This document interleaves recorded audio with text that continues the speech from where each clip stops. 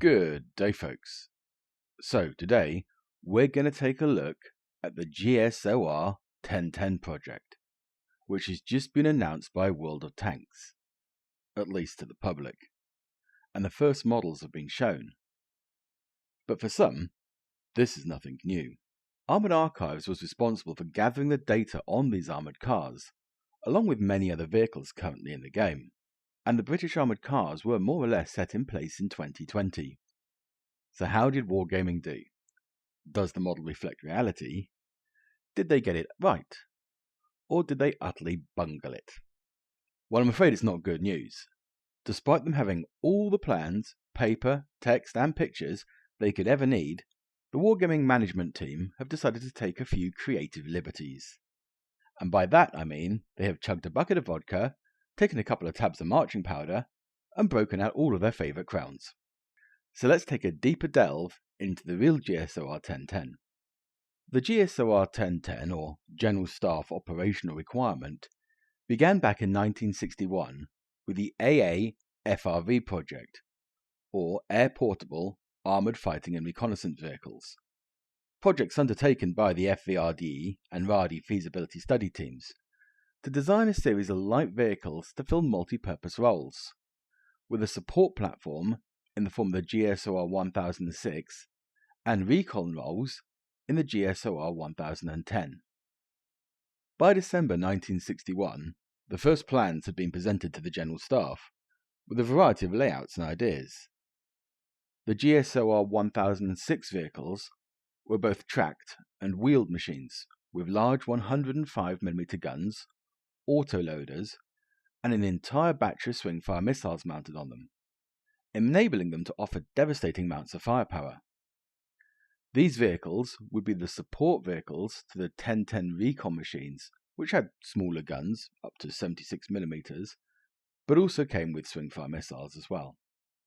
On the 7th of December that year, the General Staff decided that rather than having two separate projects, they should be combined, and both sets of requirements rolled into one system.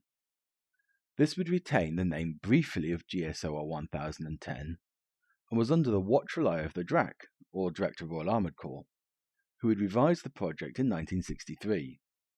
This later reworked project was then given the name AVR, or Armoured Vehicle Reconnaissance. The AVR vehicle was to be wheeled or tracked, and to replace both the Ferret and the Saladin. The AVR had a variety of roles. There was an anti-APC platform with a 20mm gun, an anti-tank version with missiles, a fire support platform with a 76mm gun, and a liaison vehicle. It was also envisioned that an APC, command vehicle, and mobile ambulance could be built into this family. This project would only last until August 1964, when it was decided to divide the vehicles once again. These would now be split into a wheeled version for recon duties and a tracked version for support. And so the AVR, Armoured Vehicle Reconnaissance, became the Combat Vehicle Reconnaissance, or CVR, and each type, tracked or wheeled, separated by an additional letter to designate them and a new GSR number. The wheeled vehicles would become the GSR 3358 CVRW, or wheeled, leading to the Fox, while others would go on to merge with the LHM-TV program and become the CVRT, or tracked, leading to the Scorpion light tank. The CVRTs would take on the role of fire support and guided missile roles, and the wheeled vehicles the reconnaissance and anti-APC duties. So, in a nutshell, GSOR 1010 is a sort of middle ground of projects between the Saracen type vehicles and the later CVRs. With that said, what did Wargaming get right in their model? They initially dropped all of the autocannon stuff, as they felt players lacked the intelligence to understand that autocannons could be very effective, and that the average player cannot understand that bigger is not always better with caliber. So they've gone and given it a 105mm gun. This was never planned for these recon vehicles, but rather as mentioned the support vehicles. The plans for 1010 are 76mm guns and swingfires.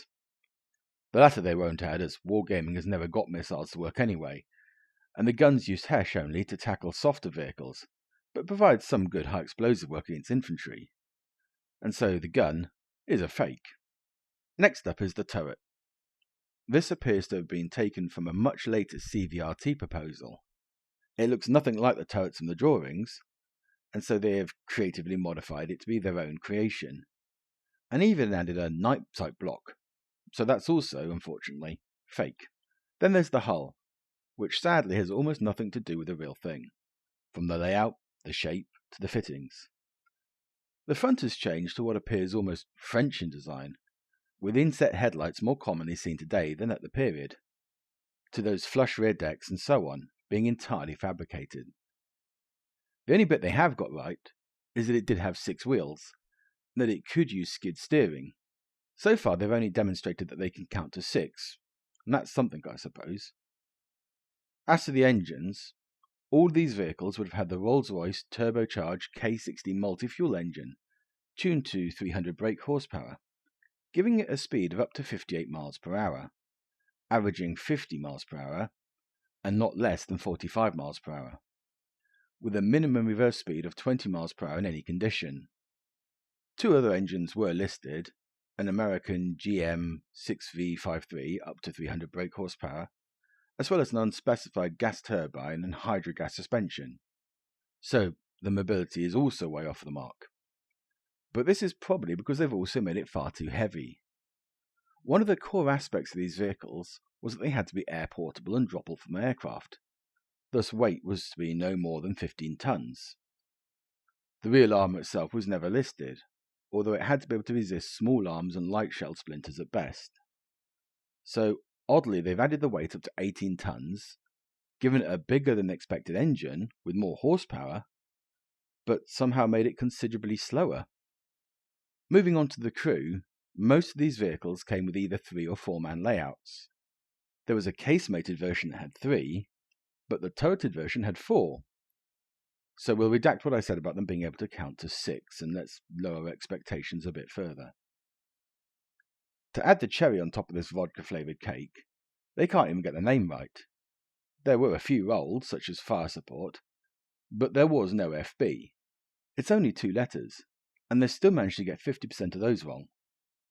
The last missing bit is of course the ZB298 radar. Almost all of these vehicles can be seen sporting this little radar system, and it was fitted to a large number of concepts and even real stuff. The proposal was that the UK vehicles would all come with this as a deployable feature to set them apart from other wheelies.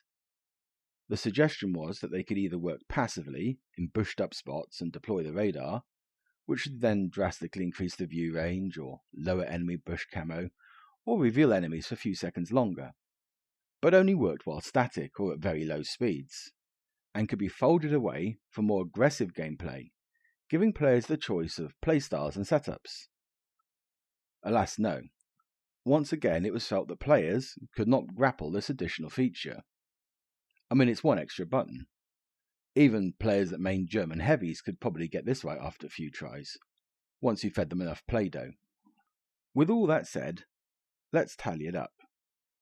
We've got the wrong guns on the wrong turret and the wrong crew count, an incorrect weight and mobility, an almost entirely fabricated hull, and even the name is wrong.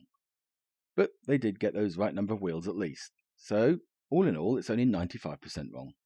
Now while this is particularly bad, even considering their usual long list of sloppy work, why the butt hurt over getting so much wrong?